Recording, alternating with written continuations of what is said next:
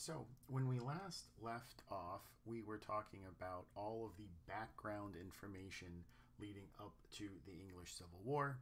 And in this video, we will get through the English Civil War. At least that's the plan.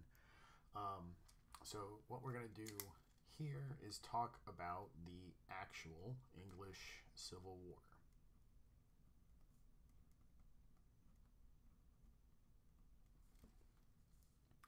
So, in our previous video, we talked about how James and Charles really tried to walk the same line that Elizabeth did in trying to maintain a level of religious unity in England. Charles didn't do such a good job of that and actually tried to make the situation worse. And what we'll see here is that Charles is actually going to start a civil war in his kingdom. So, in the last video, we talked about the various kind of underhanded ways that Charles tried to collect money without calling a parliament and collecting actual taxes, which made everybody dislike him even more. What we're going to see here are all of the religious causes. So in the last video, we looked at the political causes, the things that the things that he was doing that were kind of technically legal, but definitely frowned upon. These are going to be some actual religious causes of the Civil War. So Charles himself was, we'll call it, sympathetic to Catholicism.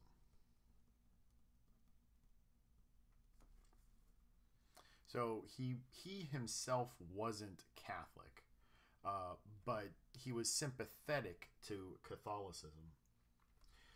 He followed a type of Anglicanism. He followed a form of the Anglican Church called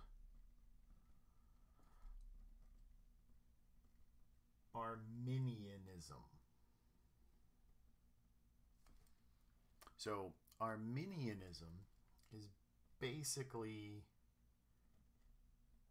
it tries to be as Catholic as the Anglican Church can be,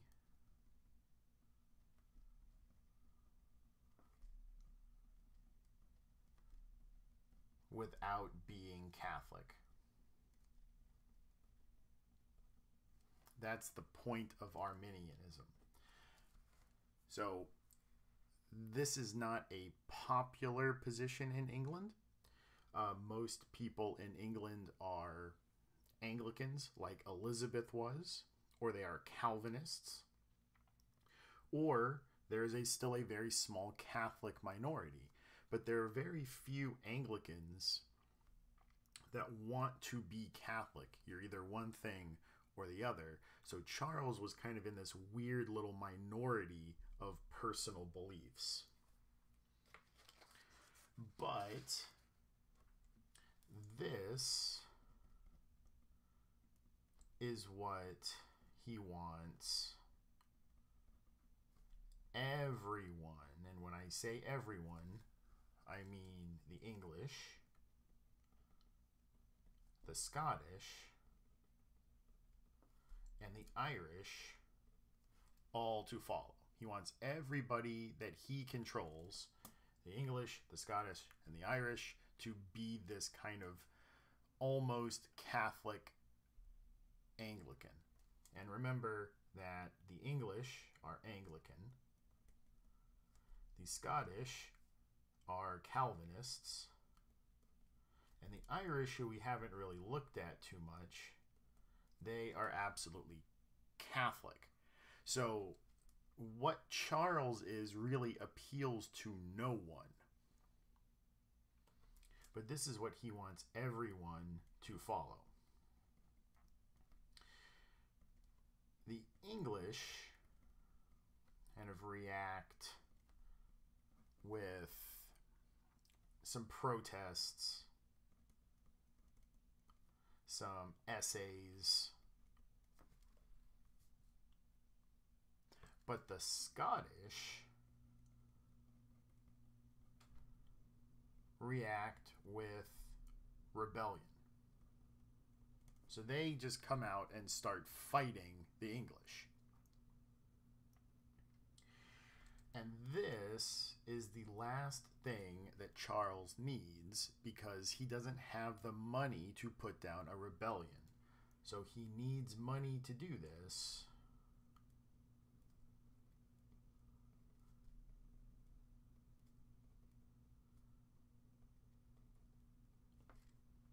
And he needs way more money than he can kind of scrounge up by collecting fees and dues. So, reluctantly,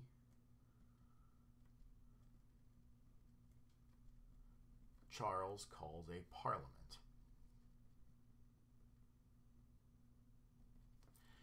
And this parliament has just been waiting to sink their teeth into Charles. They are really, really mad at Charles.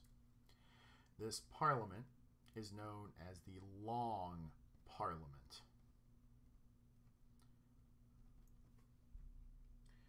Because it exists from 1640 to 1660 in one way, shape, or form.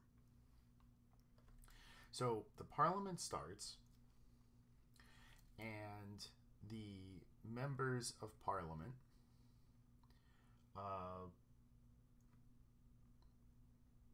agree to the taxes to put down the Scottish rebellion.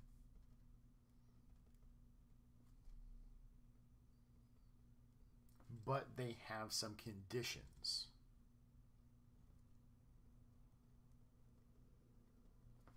And maybe the most important of these conditions is the Triennial Act.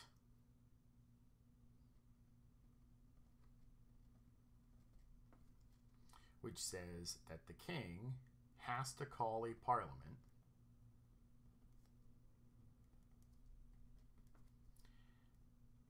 every 3 years,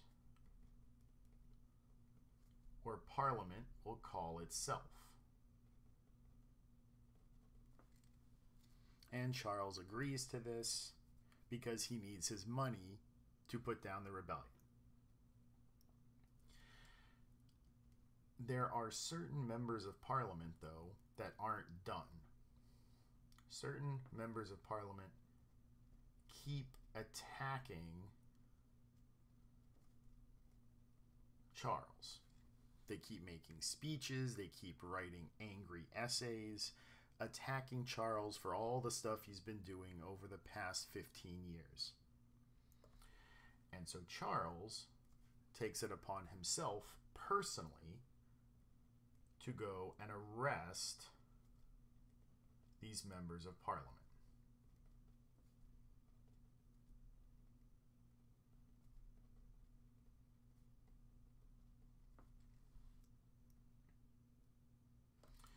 And this happens in 1642. And when I say that he attempts to do it, he is unsuccessful, because the House of Commons found out he was coming,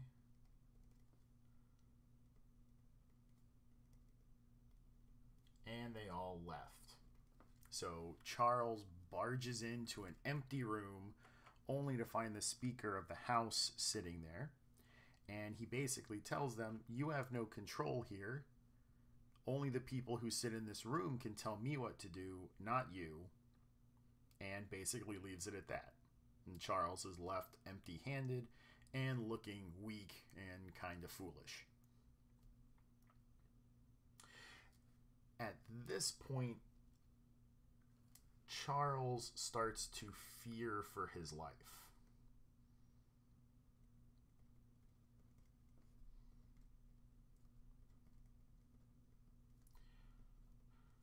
The attacks are getting angrier and angrier, and so he and his family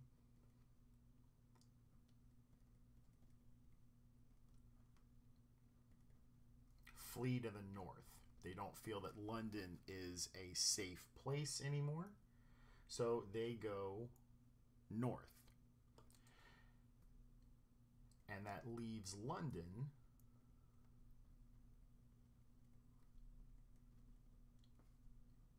in the hands of the Parliament.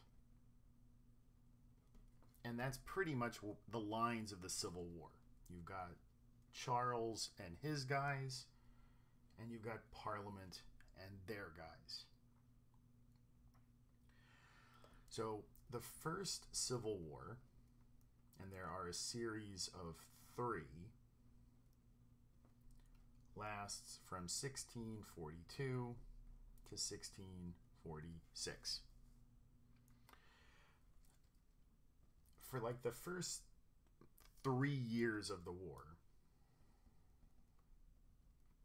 the first 3 years are basically a draw.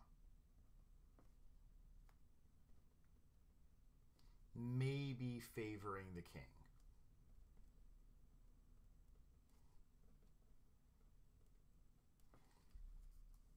The first 3 years are nothing really all that important happens. A big reason that nothing really important happens is because none of these soldiers have had any experience fighting wars. England has been relatively peaceful because nobody wanted to fight any wars, because that all needs money. And so you've got a bunch of amateur soldiers kind of fumbling around, not really knowing what they're doing. This all changes in 1645. 2 really important things happen in 1645. The Scottish join this war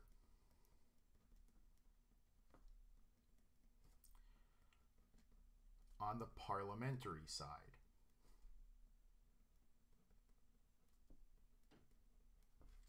The Scottish join the war on the parliamentary side. They have a condition. Everyone has to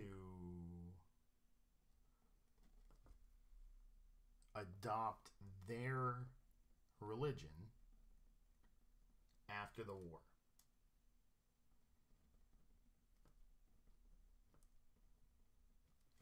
And everybody is more or less okay with that, considering that most of the people in Parliament are Calvinists too. So the Parliament and the Scottish are basically following the same religion, and they're like, yeah, sure, that sounds good. Welcome to the team. The second really important thing, and this is much more important, is that the parliamentary army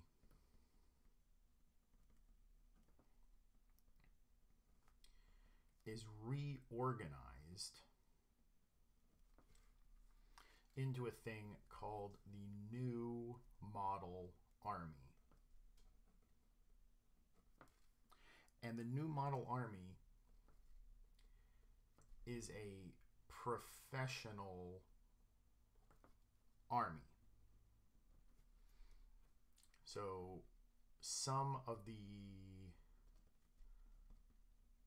few veteran soldiers take control of the army.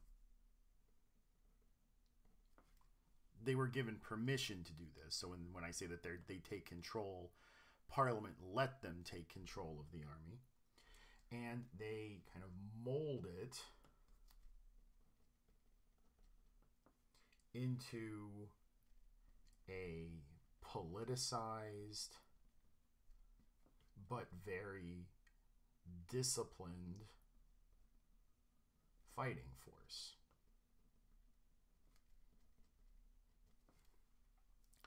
And the guy that we need to know that kind of is in charge of organizing this, his name is Oliver Cromwell. Oliver Cromwell is the guy we need to know. Technically, he wasn't in charge of the new model army. He was only in charge of the cavalry. But for our purposes, he's the guy in charge of this. He's actually the second in command for the time being. But for our purposes, he's in charge.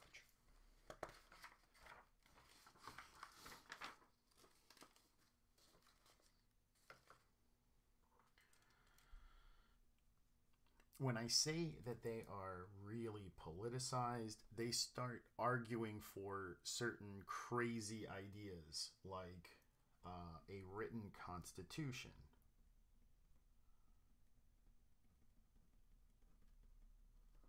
or universal manhood suffrage, like all the men get to vote. These are crazy ideas for 1645, but these are some of the ideas that the new model army soldiers are pushing for when they're not winning all the battles in the English Civil War. So with this new army, the parliamentary forces quickly trounce all the king's forces, and in 1646, the king's forces are defeated,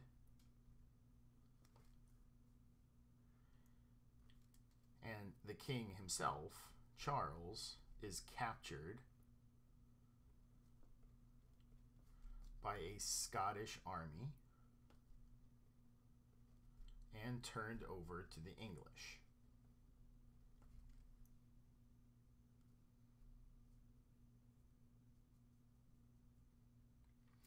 So Charles is now off the board.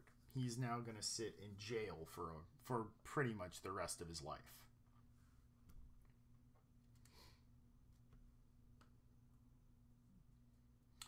The Second Civil War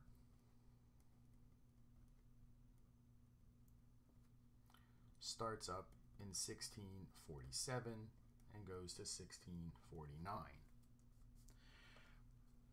So, at the end of the First War, the royalist forces, the guys that were siding with the king, promised not to start a new rebellion.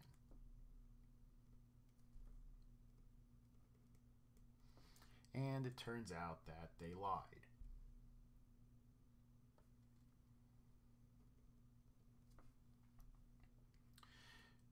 While that was going on, Charles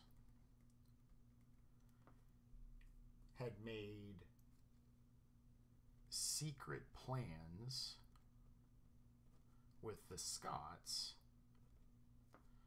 to restore him to the throne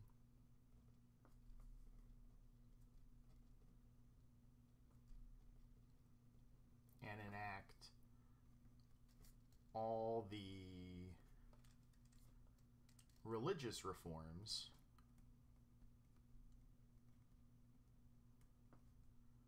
the Scots wanted.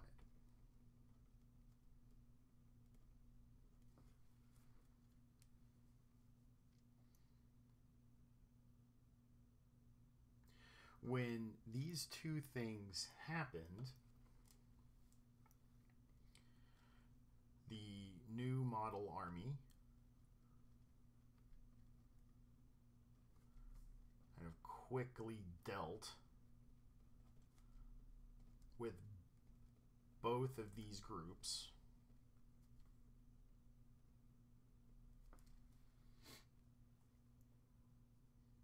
This lasted, I don't know, a little over a year, about 14 to 18 months.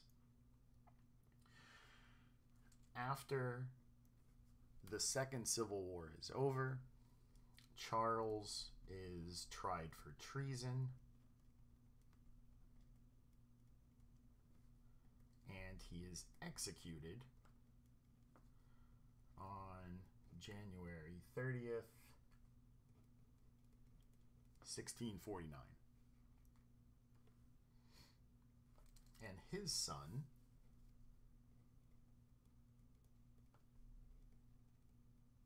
also named Charles, becomes Charles II.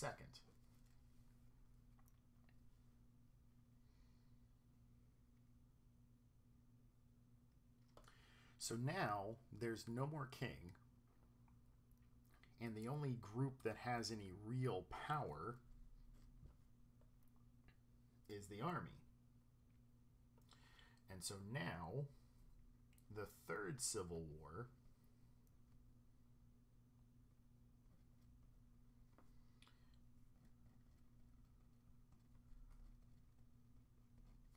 which lasts from 1649 to 1651. It's not really a civil war. It's more of a war between England and Ireland and England and Scotland, but it's kind of tied into all of these other wars. This is a war that puts down rebellions in Ireland and Scotland, and at the end of it basically puts in place a military dictatorship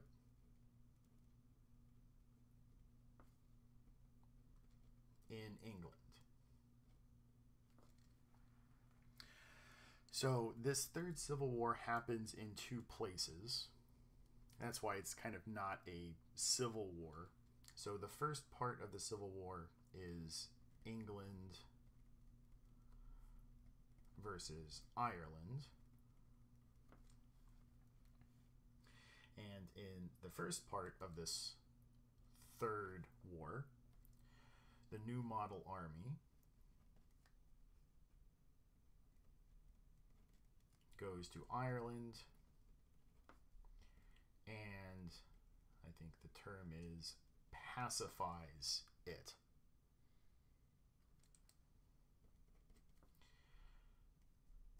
About 200,000 Irish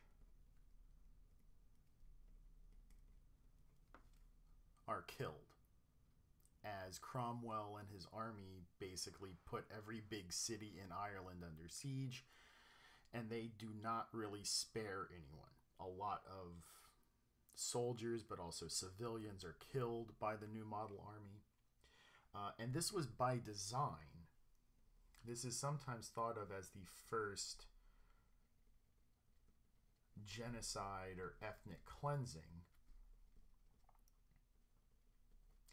And the reason we think about it that way is that a lot of the soldiers in the New Model Army were promised land as their payment, and that land had to come from somewhere, and a lot of the land came from Ireland. And so modern thinking about what Cromwell is doing is that he's killing off the Irish in order to give the land to the soldiers in his New Model Army. And so because there's this politicized or economic component to it, that's why some people who study genocide consider this to be among the first actual instances of ethnic cleansing.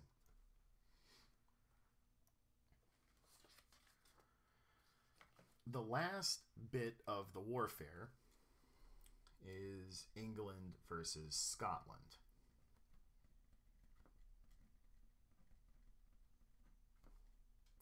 So after Ireland is pacified, the New Model Army goes to Scotland.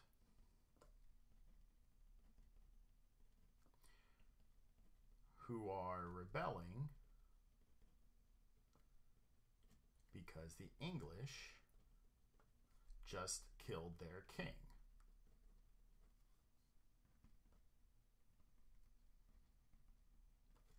Like, despite what they might think about them, another country can't just go in and kill your king. So they start rebelling. Charles II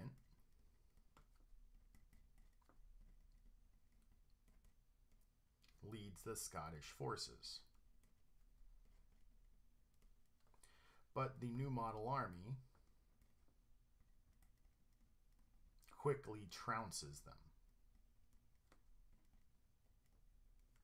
which leaves Cromwell unopposed, and Charles II has to run away to France. Oops. So Charles II runs away to France, and he's going to stay there until 1658. So at this point, there's no one left to oppose Cromwell. So Cromwell is basically in charge of England and Scotland and Ireland. So the question now is Cromwell going to become the king, or is he going to do something different? And in the next video, we'll look at what Cromwell does.